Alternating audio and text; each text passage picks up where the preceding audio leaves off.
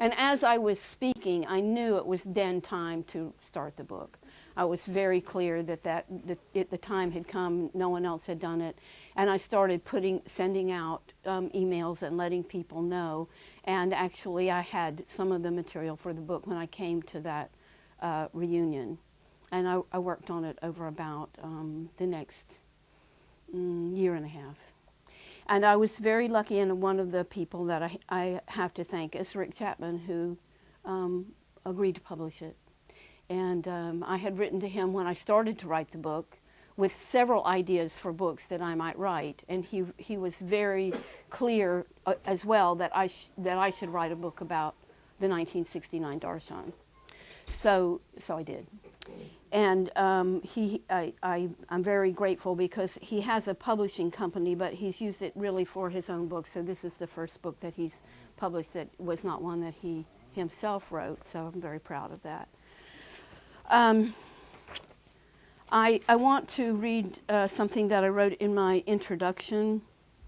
I'm going to do a lot of reading from the book. I would love to read. There were 80 people who contributed, and I'd love to read something from each one of them, but that would take too long. And if I knew who was coming, I would have planned to read something from each of the people who came, who was at the Darshan, but you really can't plan for that. So I have a kind of a chronology that I'm going to go through. But this is something that I think is very important to say.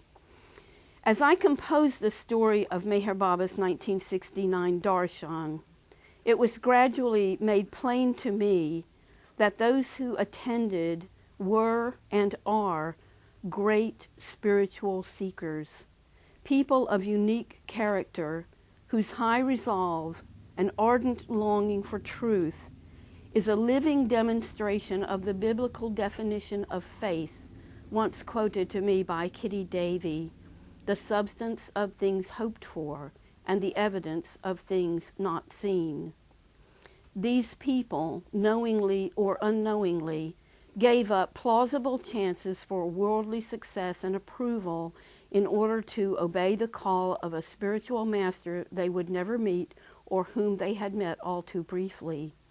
To hear them speak of who they were in 1969 and to know a bit of who they are now is a rare privilege. I do not take lightly the task of conveying their recollections for this generation and those to come. And I also wrote in my introduction, finally, I can do no better than to quote my favorite of Meher Baba's authors, Dr. William Donkin, from his introduction to that timeless work, The Wayfarers. And this is Donkin's words. In a work of this kind, which has had to draw so much upon the memory of things past, errors of one kind or another are inevitable, and I hope that those who discern them will be merciful.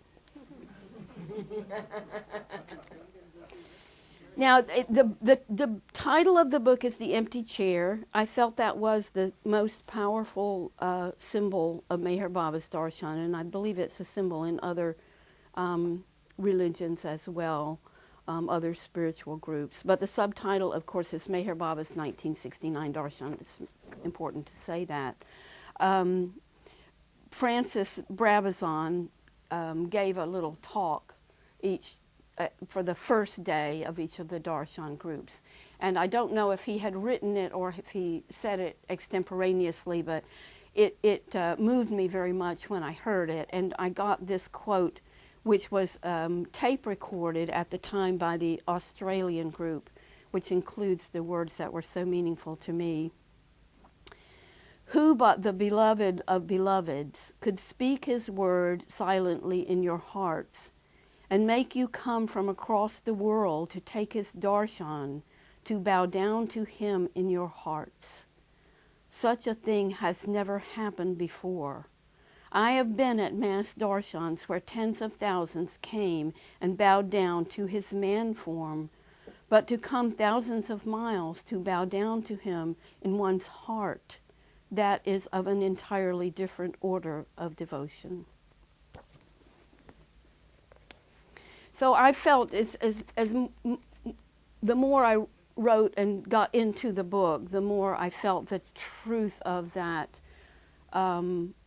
you know, Baba talked about something was going to happen that never happened before, and I don't know if it referred to the Darshan, but I do think the Darshan was extraordinary. I recently was talking to a friend of mine who's a Buddhist and who had been to Tibet recently to the funeral celebration of a great Tibetan master, and I realized what she was talking about was a funeral and a memorial service.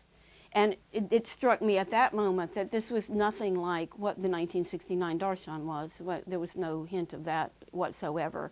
But all of us, and I think, you know, anyone who went there would agree, we went there with the sense that that Baba was in some way going to be present, in some way, and that we were answering an invitation from a living master in some sense. I can't say it different than that, and I don't think it needs really more explanation than that. We were not there to mourn the loss of our master. We were there to celebrate the fact that he had invited us to this really groovy party. The period before Darshan had, in my mind, a couple of stages. One was, of course, a lot of young people heard about Meher Baba, and I was in that group. And we all, including those who had met Meher Baba before, began to anticipate that we would soon see Baba.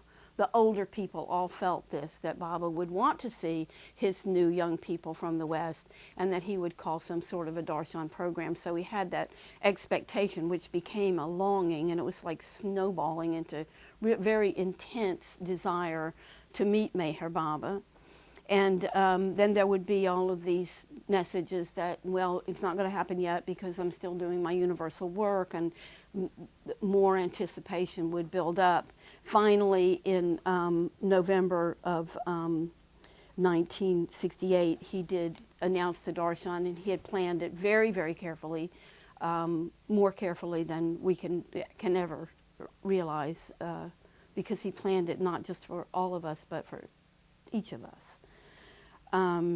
So then we had the longing phase stopped and the preparing phase started, and we were getting the money together, and people had many different experiences, which I have included a lot of those stories in the book, how people got the money, how they thought they were going to get to go and found out they couldn't, and then they could. And let me see if I have one here. From Barry Selman. I love Barry's story. There were two groups that met in New York, and Barry used to go to both of the groups because he was trying to be fair to both. This was in his mind. He was a very tough young man, and he was really trying to form himself, you know, as a spiritual aspirant. So he says that Barry Selman, having chose to travel with the Society for Meher Baba, as he thought, a gesture of goodwill, faced a serious setback after Baba dropped the body. This, of course, was a very crucial time when people had to decide what they wanted to do. So many people had wanted to meet him in person. So Barry writes, "They asked us for a deposit, and then Baba dropped the body. After about a week or so, I decided I really didn't want to go, and I told them I wanted my deposit back, and they wouldn't give it back to me. I come from a rough upbringing, and it wasn't a good idea to do what I thought of as rip me off for my money. I even asked if people wanted to bring a class action suit against them to get our money back, but no one joined up with me. Then I changed my mind after a while." This happened to a lot of people, I think. "About in April, I wanted to go, and they decided they didn't want me on their flight. And Anna Rosa gave me back my money. Then I quit my job, and I had no money. I tried to borrow the money, and it was quite humiliating. I asked people that I thought were quite wealthy in the Baba community, and I was getting no's. I got to the point that I couldn't keep asking for money. And I said to Baba, if you want me to go to India, you'll have to give me a ticket or give me the money. The next morning, I get a call from Tommy Morrow, and he said, I heard you're trying to get to India, and I have an extra ticket. My brother was supposed to go, and he's not going. I said, "Are you selling it? Because I don't have any money." He said, "No, I'll just give it to you." Just the day after I had this conversation with Baba, I had never talked to Tommy about the ticket. I didn't even know him that well. That could be a book in itself. Yes, How yeah, people get to India. yes. And this is a story from Shelley Smith. People, this was when we were preparing to go. People fantasized without having a clue what they would do when they met Meher Baba, drawing inspiration, as we all did, from the films we had seen. This even infected Shelley Smith, who would be 8 when she traveled to India in 1969. My parents came to Baba when I was 6, and I had already been to the center a few times, so I had seen the films of Baba. I had a plan of how I was going to bow down to him and cross myself, just like I saw the Indian children do it. Since my parents did not belong to any religion before Baba, I didn't know that crossing yourself was a Catholic tradition, but I mimicked it from the films. I decided it must be the proper procedure when meeting Baba. And Louise Garrison Trask, I love Louise because she was the first person to contribute to a story to the book, just out of the blue. She was just a little 18-year-old girl then. She had her hair in little pigtails, and she was just a very sweet, naive young lady. And she recalls her preparations. I had read many accounts of Baba asking people to perform for him or tell a joke. So I stood in front of my mirror and sang and danced. I never could remember a joke or a punchline. I was terrified that he would ask me to do something, and also terrified that he wouldn't even notice me. I gave my mother the list of suggestions about clothing for the trip. If you remember, we were told we had to dress a certain way. This was for the group that went especially from Myrtle Beach. It was very strict. You had to wear your dresses to a certain length, and very proper. I gave my mother a list of suggestions about clothing for the trip. She lovingly made me several modest outfits. I tried to pick patterns that Baba would like. I had no idea how many people would be at Darshan, and imagined myself alone in a room with Baba in a building that looked like the Taj Mahal. After their initial reaction to the trip, my parents were totally on board for the adventure. My great aunt Eva, a very proper Southern gentlewoman, called to remind me that I was representing the entire family and must conduct myself at all times like a lady. She reminded me that my great-grandfather had been with Robert E. Lee when he surrendered to Grant, and that he had maintained his dignity right up to the end. Somehow, Robert E. Lee and Meher Baba were connected in her mind.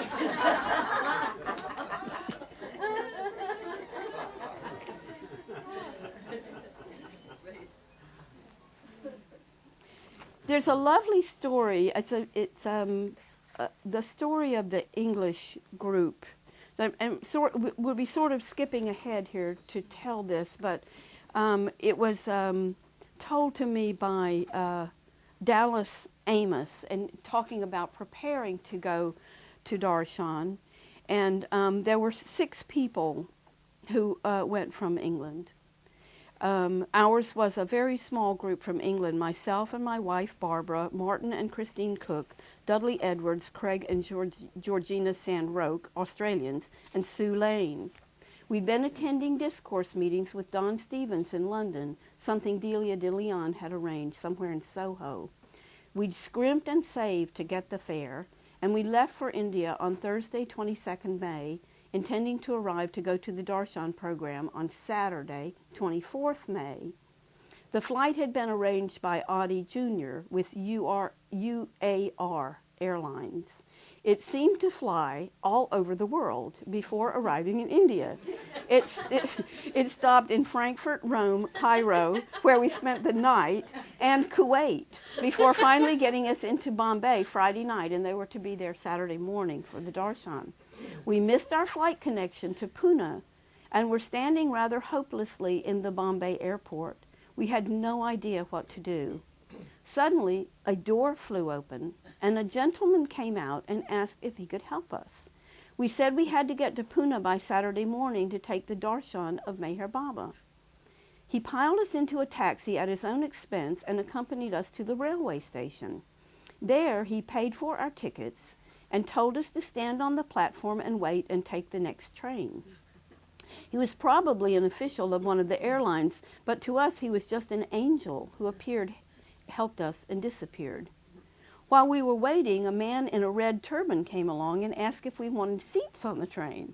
And we said yes. So for 5 rupees, he snagged us a compartment and we got on. But shortly afterwards, the people who had actually paid for the compartment boarded the train. I knew there would be a huge row, so I advised my companions to stay in the compartment no matter what. Naturally, there was a great problem with the conductor and the people who had reserved the compartment, with the conductor telling us we would just have to go. But we just hung on to whatever we could, and we didn't leave the car. Then another man appeared, talked at great length to the conductor in their language. We told the conductor and this other official that we had to get to Poona by the morning to go to the Darshan of Meher Baba. The official gave his card to the conductor and one to me, indicating that he was a regional official of the railway. He then disappeared, and we were allowed to stay. I rode on the running board all night, never sleeping, and when we got to Poona, we just got straight off the train, and I started to walk with everyone following me. A few minutes later, we found ourselves at the Amir Hotel where we were supposed to stay. Don Stevens was there waiting for us. We had a quick cup of tea and went to Guru Prasad on time. Now, this is a slightly different arrival story, and of all the arrival stories, as you all know, I mean, the smell and the sounds and the sights of India were quite overwhelming, and most of us had never been out of America, I'd say the vast majority. And some people had never even been on an airplane before. So when we arrived, most of us arrived in Bombay, it was quite a shock. But this was written by a man named Mike Pettingill, who I found him through Kendra, actually. She saw that he had written something about the 1969 Darshan on a blog that he has.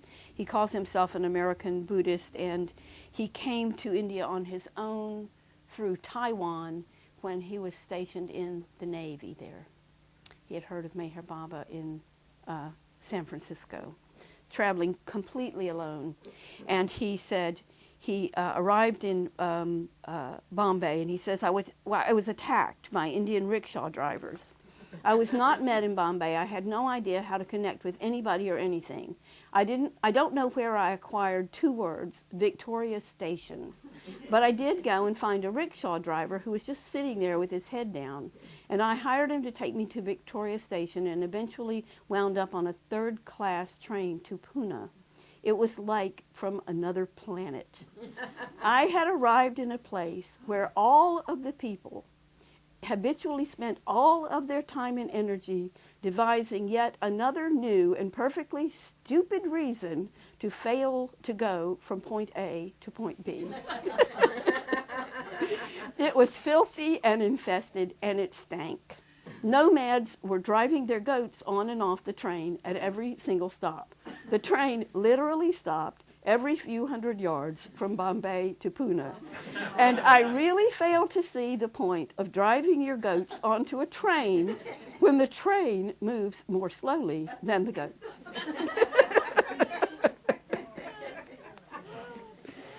So now,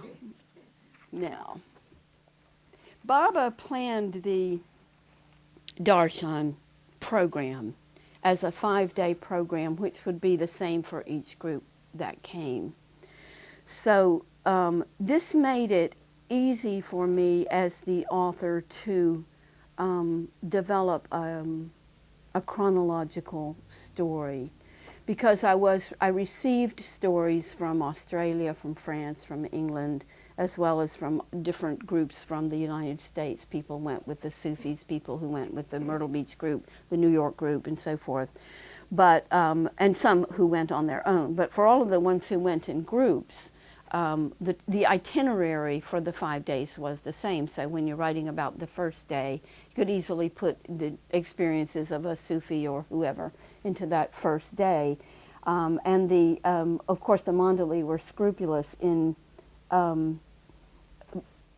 obeying to the letter what Baba had told them. And they developed, I don't know, with Baba or on their own, a program where they said the same things at the same times to each group. Bob Underwood remembers, we're now talking about the very first day of Darshan, where we went to Guru Prasad. Bob, I believe, was traveling with the New York group. Is that right? The first day of the Darshan, we were bussed over to Guru Prasad. The Indian Baba organizers tried to pep us up by asking for a rousing shout of Avatar Meher Baba Ki Jai. A man was bicycling past the parked bus as the shout went off, and he looked like he'd lost it. The look was priceless, and we all laughed.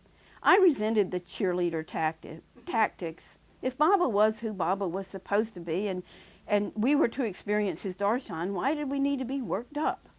But as the bus pulled into the gates of Guru Prasad, Bob said, "I heard a bird sing. I normally don't pay attention to bird calls, but this bird was so very deeply happy, and I knew it. I had never realized that a bird could even feel such joy. Joy took me unawares." In the very first day of Darshan, what did Erich say? You have kept your appointment with God. He said it's 10 o'clock and you've kept your appointment with 9 o'clock. And then, as David Barrison says, most of the love in the universe was there. The smell of jasmine was so intoxicating. We were sitting on the floor, and Baba's picture was in front of us. Erich said, "You have come to keep your appointment with God." And at that moment, the clock struck, and a little bird flew in and sang up in the rafters. I saw my whole life like a straight line leading up to that point.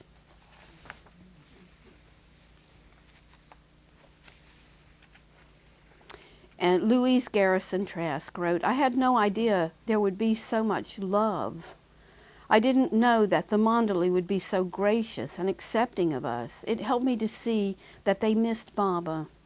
I had struggled with not seeing Baba in his physical form. I felt I was supposed to be happy and resigned, but I didn't feel that way. I had imagined Baba touching my head or even embracing me, and I felt the loss of that possibility. Then I could see how the Mandali were mourning, and I could see how bravely they carried on. I remembered this later in life when I had to face calamities. I wanted to be brave like that." Scott Simmons wrote that part of that first morning at Guru Prasad was wonderful, touching, and heart-centered for me.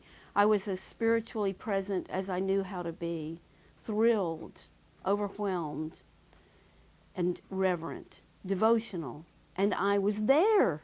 I had kept my appointment with God. Lisa Gilland Morris wrote, "When it was my time to go up and bow down before the Lord of the universe, I rose, and somehow my legs got me up and over to the carpet, which was in front of Baba's chair. When I put my first foot onto the carpet, it sank through a sky full of clouds, down and down into softness. Then the next foot did too, and the next, until I stood before Baba and bowed down. There was no more time, no mind, only Baba. I have no memory of that moment, and that is all right, but I knew that it was the main moment of my life. In a daze, I turned and went out into the veranda. I heard one woman saying that she had almost walked into the fish pond, but one of the Mandali men stopped her. I knew just what she meant." Nancy Sasser said, "When I got up to bow down to the chair, I thought, I'm going to approach the chair just as if Meher Baba is there in it. I walked toward it and looked the photograph in the eye before I bowed down, and when I got up to walk away, I saw the photo as if Baba were looking at me." And I wanted to tell a little story about Nancy, because Nancy, I thought this was very beautiful, the way she said it. She said she didn't know if we were there to see Baba, but she felt that Baba was there seeing us. Nancy, I don't know how many of you know her, but Nancy's a queen. And she has lived a life of great suffering and depression. She lives alone in a little house Mountain View, Arkansas. And when I started to write the book, she had contributed a very beautiful story for Golden Thread, the Chapel Hill story. So I knew I must have her stories of the Darshan for this book. When I first started writing it, she was communicating with me by computer, by email, and she would say, you know, I'm in school now, but I'm, you know, any day now I'm going to write this, I promise, blah, blah, blah. Then her computer died. She didn't have any money to fix it. She dropped out of school. She became very depressed.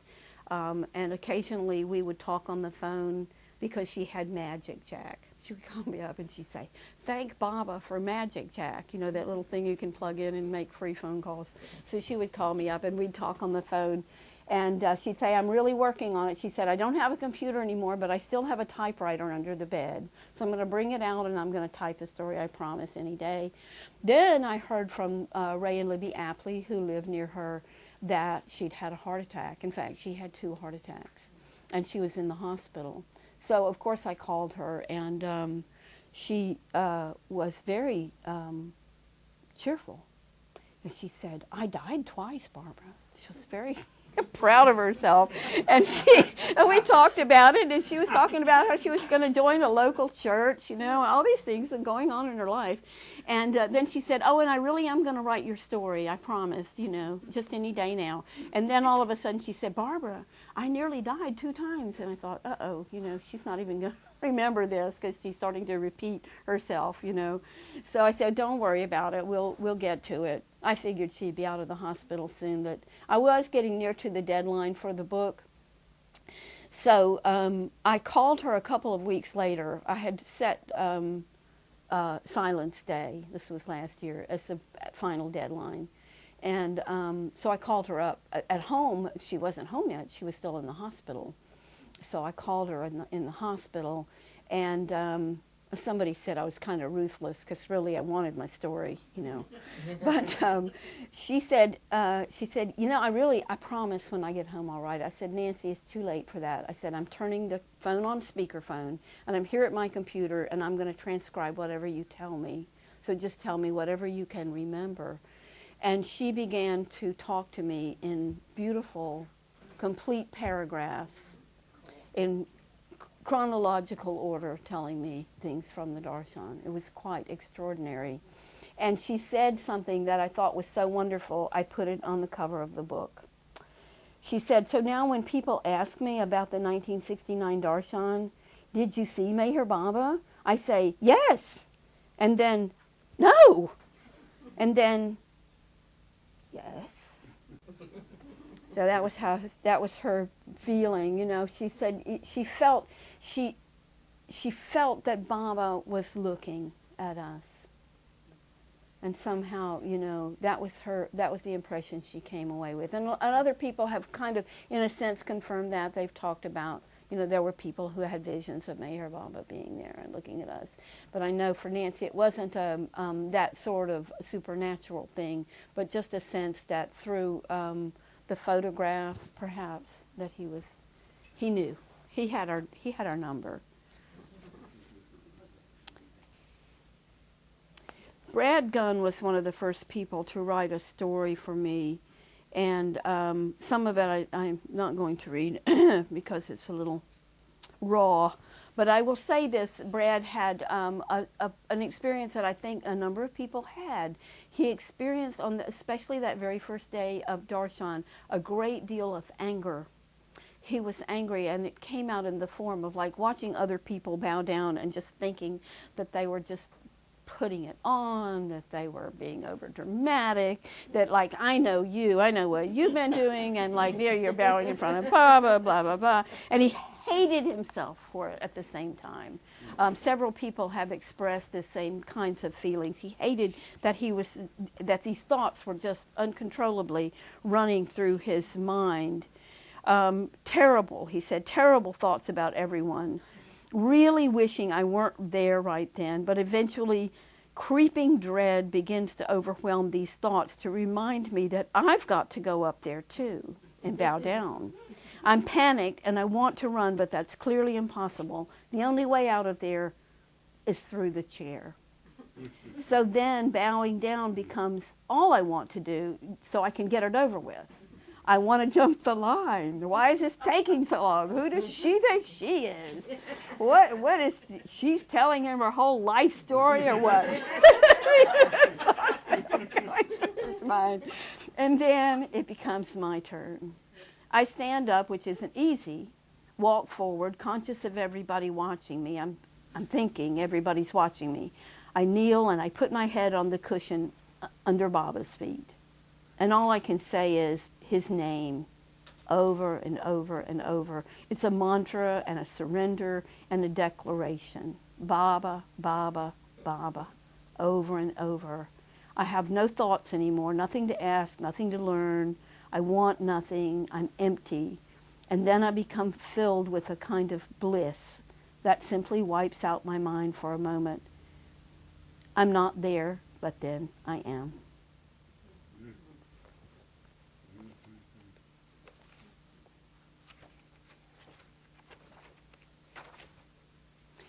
Kathy Hill shared with me the diary of her then partner, Don Hill. I think they were eventually got married. They came to India on a motorcycle through Europe and the Middle East, and arrived on the first day of our Darshan program, the Myrtle Beach Darshan program. They actually reserved to do that, and they made it. They made their deadline. And Dawn kept a diary, a handwritten diary, and she sent me pages from that diary. And this is what he wrote about the first day at Guru Prasad.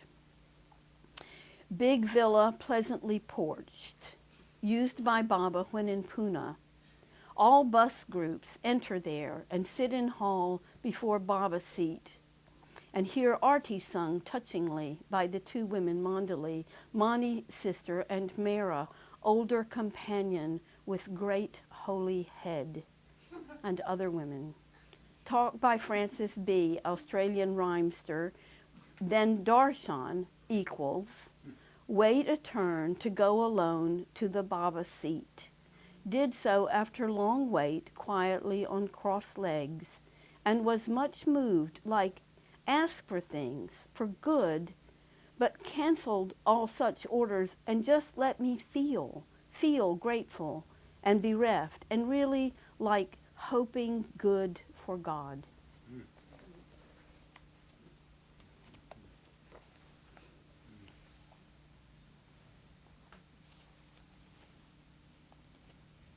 Scott Simmons, I met with Scott Simmons yesterday, and he's a dear old friend of mine from Chapel Hill. And he told me, he was embarrassed about this story, and I told him I'd already read it to like 2 or 3 groups, and I thought it was a wonderful story, and then we talked about it, and he saw that I was seeing it in the right way. I think it's a great story. He says, one day while waiting for people to get on the bus at the end of a morning session at Guru Prasad, I fell into conversation with an Indian volunteer helper. He asked me about LSD use in America among young people. I said it was widespread. He asked why. I said that the drugs are powerful and can give incredible experiences that seem mystical. I fear I may have sounded a little too enthusiastic in my description. He was horrified and said, how could you ever have done something like that? I didn't have an adequate answer, of course, to that. Clearly, I hadn't spoken negatively enough about the psychedelic experience to satisfy him. But he had not asked me what I thought about them, only why people tried them. However, what came out of this conversation for me was important. Thinking about it later, I realized that Meher Baba had never made me feel ashamed that I had done psychedelics. I personally had regrets, but not shame, and I realized we never encountered this reaction either from Kitty or Elizabeth or from other Mandali. It let me realize one aspect of Baba's kindness and gentleness to me.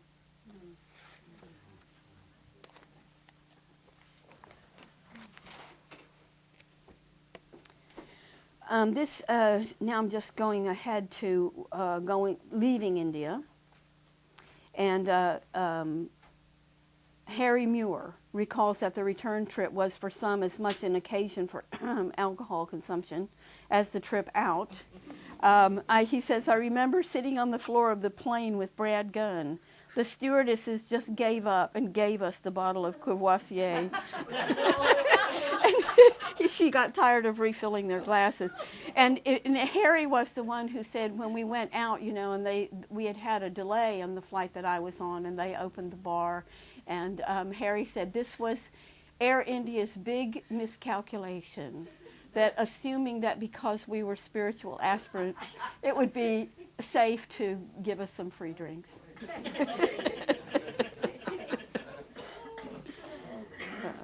And Ed Palczewski now lives in West Virginia, and he has multiple sclerosis, and he says he suffered a great deal from that. But he told a very beautiful story about the Darshan. He said that he went to India with a question in his mind, a kind of a self-doubt. The question was, could I love Baba as Baba should be loved? And he said that somehow, and he couldn't explain exactly how or when, but when he was at the Baba's tomb during Darshan, that he got the answer that he could love Baba as Baba should be loved. And he writes about going back to America. He says, when we were coming back through customs, people had taken soil from India and put it in their suitcases, and the customs people confiscated the soil. There was this big pile of bags of soil accumulating at customs. And he said, I saw that and wished I had taken some soil back myself. Peter Potter had such a remarkable experience at Darshan that you really need to read it. It had to do with Mani, and one thing I would say about that is that Mani plays a very major role in the 1969 Darshan. She seemed to be everywhere. She was there with us in Mandalay Hall, but she kept being outside talking to people, and people would go outside and Mani would be there. And Peter Potter was a person to whom she appeared as almost an angelic being. And many men were in love with Mani for the week of Darshan. And he was one of them, and he wanted to just go and live with Mani, and he asked to be her servant. And she said, we have enough servants. Really need any more. But she was very kind to him. And so when he got back, he wrote, it changed my life. It is by far the only event that occurred in my life. When I returned to my mom and family and friends, they noticed a tremendous change in me. I changed from a sarcastic person to a loving person, noticeably. It lasted. It changed my outlook on everything. I see that love is all there is, and that all expressions from anyone are a call or cry for love. I'm just different from almost everybody I meet, except a few people like Baba lovers.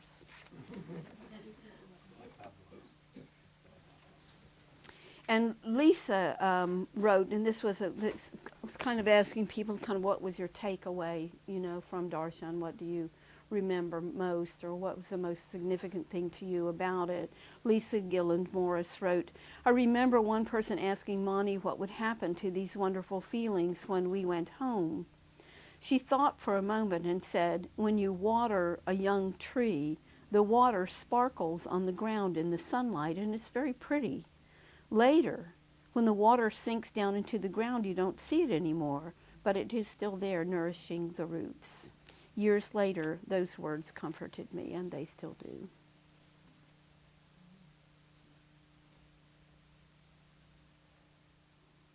Now, I wanted to say something about myself. So here's something that I wrote.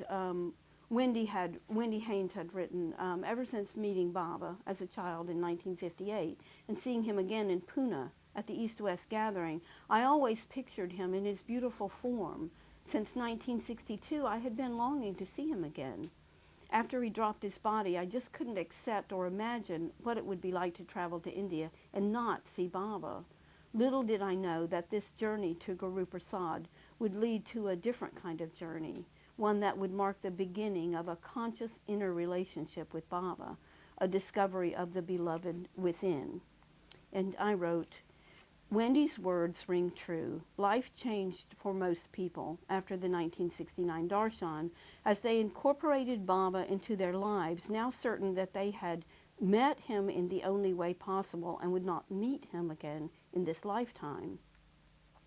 It was inevitable that this process, a deep reconstruction of being, would bring internal conflicts and lead us in new directions. Logically, it would be almost impossible to take such a trip at such a crucial time in one's life, since the majority of us were in our 20s, and not have some significant result. The changes may not have had the sweeping cinematic drama of the early days with Meher Baba before the Darshan program, but were notable for their slow, churning depth. From May 1967 to April 1969, I was simply a happy fish, swimming along with my cultural school, following the prevailing tide, lucky that the currents had taken me away from the drug scene and towards Meher Baba. After the 1969 Darshan, the fishes began to separate and drift away into their own private channels, and I too had to find my wave. That required commitment and character, and developing those became the new story of my life. For me, Meher Baba's 1969 Darshan was the turning point for all that followed. It came like the relief of a marriage ceremony after a tempestuous love affair. It gave the promise of permanence in a life of recklessness and transience. It sealed the deal and made it real. And I was one of the people, and was glad, writing the book confirmed that I was not alone in being someone who didn't experience anything at Darshan. I didn't have any great visions, nothing, it seemed remarkable, had happened to me. I didn't regret it, I wasn't upset, because I had already had such a powerful experience of Meher Baba when I came to Meher Baba in Chapel Hill.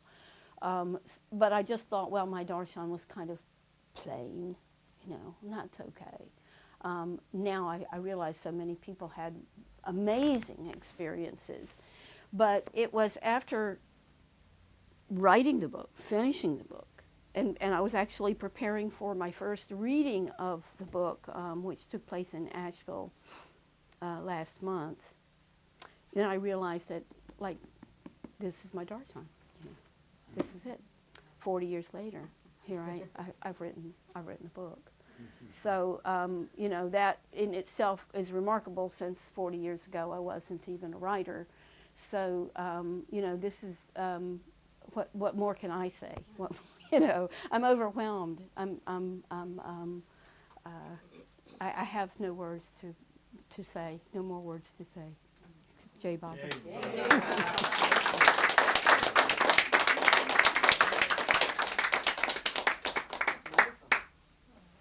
Thank you, Barbara. Yes. Oh, yes. Thank you, Barbara. Questions, comments, conflicts. Read something about Meher Baba. About Meher Baba? Ah, all right.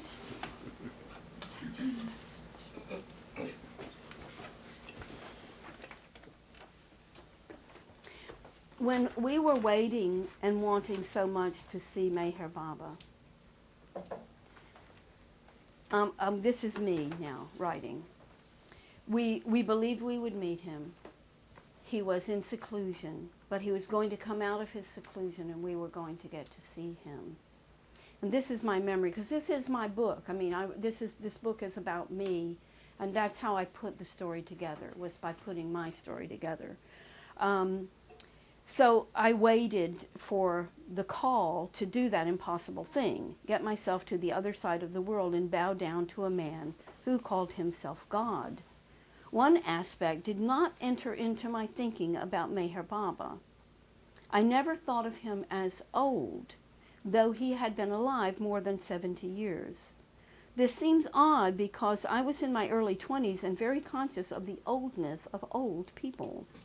The common buzz phrase of the time was never trust anyone over 30. People in their 40s then looked and acted ancient. Respectable women didn't dye their hair or work out, and men didn't jog or wear the same kinds of clothing as their teenage children. Ordinary adults didn't exfoliate, skydive, run marathons, put anti-wrinkling chemicals and vitamins and avocado on their faces. By the time a person was 40, he or she looked pretty well past it. The people of my parents' generation, were old.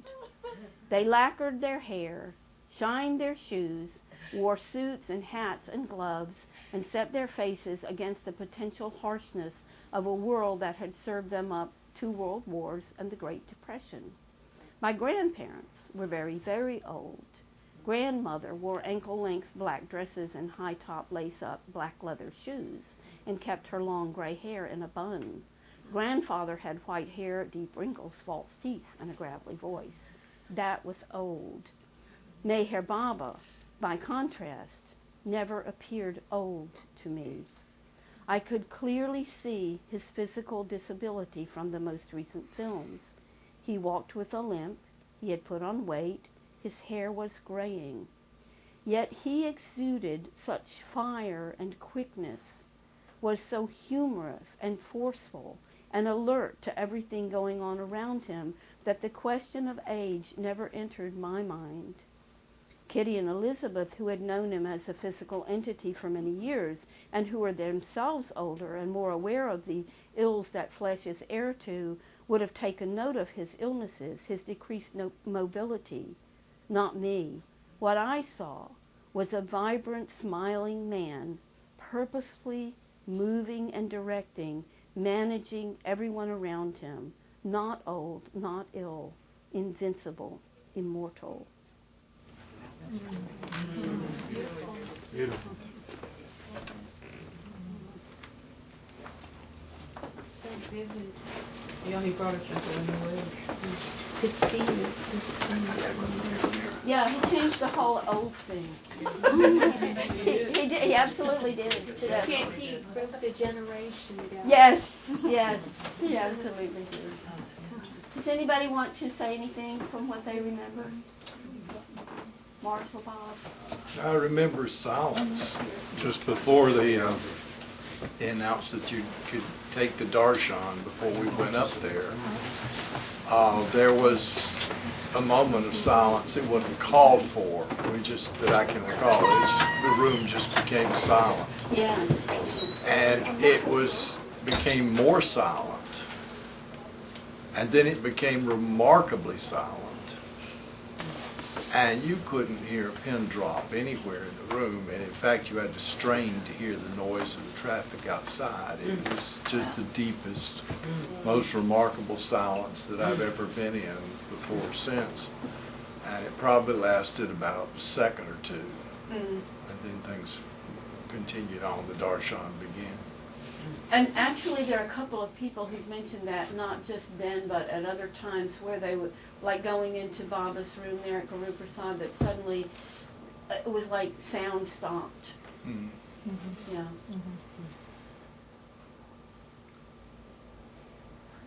I don't know. Music was a big thing for me, music, when I was that age. And I was in kind of the music scene in New York at the time. And you quoted Louise as saying that at that time there was no Baba culture yet. And so this was even though I had attended meetings and things like that, I didn't know about this thing of entertaining Baba and what kind of music and entertainment went on and what he liked. I don't know if you mentioned entertainment at all in the book, but I had a very it came back to me from reading your book that I was so even though I had become a Baba lover, I still had the remains of this cool, hip New York thing about music. And so when people started getting up to perform, I was so embarrassed for them. You know, it's like corny, sentimental songs like, the guy from New Jersey, Raphael Rudd's father, you know, Baba, how I love ya, how I love ya. I was just like trying to go into the floor. I was so young, I was 18, and I was very, you know. And so, but I learned, you know, what this sort of entertainment was really all about, you know, from observing somehow I picked up that it wasn't about how you performed, but, you know, what your you know, the sincerity of your and desire to entertain and please Baba and all. But I remember, I think it was the last day, because you mentioned the group from England, but Ronnie Lane was the husband of whoever you mentioned in there, I think, Sue Lane. And you didn't mention Ronnie, but Ronnie was there because it was my salvation, my rock and roll salvation. I finally thought, I can take this crowd, because he came on and in like 12-string guitar played Once I Was a Stone Evolution song, and I was like ready to get up and cheer, you know. And but music, you know, was very touching. Like Gil Alvarado in our group, in the New York group, Gil Alvarado conducted this orchestra of just Yes, he talked about that. totally sort of slapsticky. You know, he would conduct, and then one guy had an alarm clock, and the other guy had a funny-sounding bzzzer, and he made this whole hysterical concert. So there was a lot of laughter and you know joy. what? He told that story when I was in Chapel Hill, because I didn't know him, and he didn't actually have his story in the book. But he told it about doing that, and he said Mara laughed, and he said that he was told later by someone that she hadn't laughed for a very long time, and that she laughed, and that you know really made him so happy. So see, I mean, the entertainment had a lot of different levels to it. Like you're saying, it wasn't just about the performance itself. You know. Yeah, we did a variation on Hey Jude. Remember that? Who did? I don't. We did. We did? Oh, New you, York I wasn't group. in there. Not You me. went to California. I was in Alaska at the time, but I flew with the New York group. You did a variation of Hey Jude? Yeah. I didn't, but the whole group did. I see.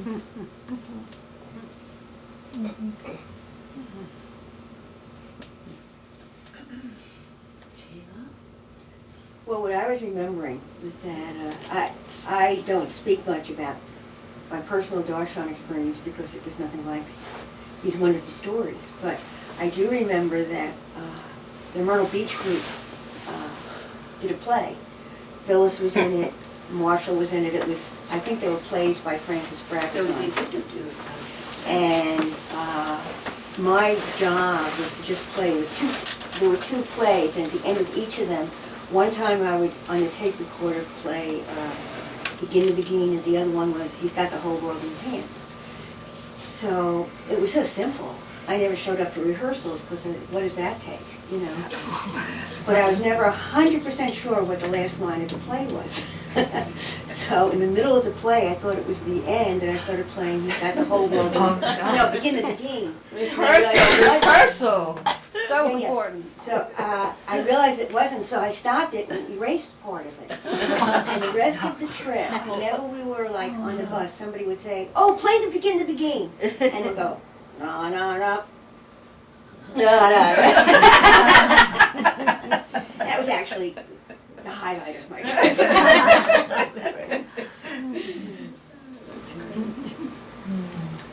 The most touching thing was that woman from Washington who came on crutches. She had arthritis. She gave that beautiful rug to us that hangs on the wall in Baba's house over the couch in the living room where there's that blanket that Baba used in the New Life. Do you remember her name? Does anybody remember her name? But when she went up to the chair and the crutches, it was as though the cross bowed to the chair. She was young when she passed away. Do you remember her? I remember her, but I can't remember her name. Yeah, it's begins with a C, but I can't get it back. And then of course Ruth White being brought up, right, in a wheelchair, correct? Yeah. It was a beautiful, beautiful moment to watch.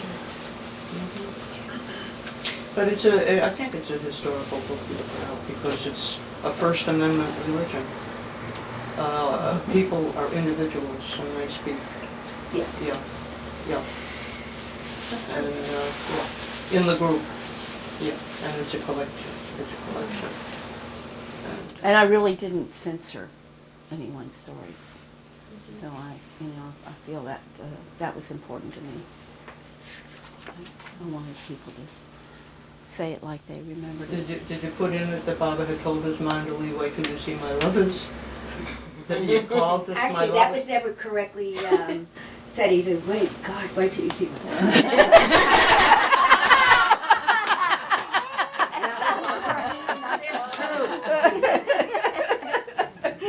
It's just the emphasis.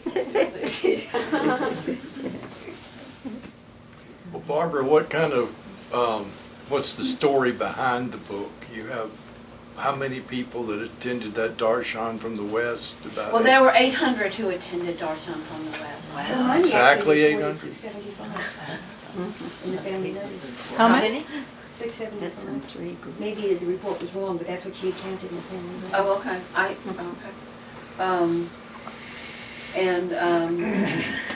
There were 80 people contributed to the book. And what about the other 90%? Well, some of them are dead, so they couldn't actually be expected to speak. But no, I have no idea. I've met, like I said, Gil Alvarado was a good example of someone who lives in Charlotte, and I didn't know him, and he didn't know me, and all the feelers that I put out in the places where I advertised and asked for stories, he didn't pick up on it. Or some people didn't want to be in the book. One person that I corresponded with decided that she didn't want to give me her story. Maybe people are writing their own books or their own stories, their own biographies or whatever. So that was Well, fine some with me left too. Baba. It could be. You mean from who went to Darshan? Right. Sure, I'm sure that's true. Yeah. And I'm going to be going to New York City. Mhm. And also out to San Francisco and maybe LA. And I'm sure I will meet hundreds of people Right. that were on Darshan that never contributed to this book. Oh, So, wow. But I guess, I'm in a sense I'm arrogant, and in another sense I'm just, I'm just a creative person who does what comes to my mind. But I set out to write the book, and I always feel that I know when a project is finished, that I know I've done what I can with it. So when I reached that point, I stopped. And I didn't have anybody begging me to let me, to put their story in after I completed it. I didn't have anybody, that was upset that I hadn't. So we'll see how that all works out in, later years. Did you get cooperation from, the New York Society no longer exists. I just wondered, did you ever get the list of names from New York? I didn't even approach it that way. Mm-hmm. I wasn't trying to write the compendium of all knowledge of the 1969 Darshan. And I don't mean to sound cranky or anything. That's just not what I was doing. Mm-hmm. I'm not a sociologist or any of that. I just wanted to do kind of what I did with Golden Thread, which was to get as many stories as I could that would give a sense of as the Quakers say, the sense of the meeting. Like how did that happen? So honestly, this isn't the last book that anyone will ever write about the Darshan. So I didn't even do that. Some people asked me if I was doing it, and honestly, I never even intended to do that. So. Well, we have a lot of, did you want to say something, Mark? Well, I remember when I sponsored a child in Africa or someplace, and they said, write a letter and tell them something about yourself. This was kind of the same sort of thing. They even made a movie of that once. How difficult it is to pick out of your whole life or out of the whole week in India what is true, you know. It's a difficult thing to do. You do this and say, no, not that. And for me, actually, me personally, everything that I remember, I wrote in this book about my experience. So I think that because of the passage of time, you know, I'm not going to remember anything else. And this may be true for everyone, or there may be people who'll say, oh, well, I just remembered some blah, blah, blah. But it seemed to me like after 40 years, if I didn't write it, we were all going to be dead, you know. I really wanted to just go ahead. And I think of the people that, you know, that are gone, like especially the one I always think of is Kike, you know, Eduardo Nunez, who took that marvelous picture.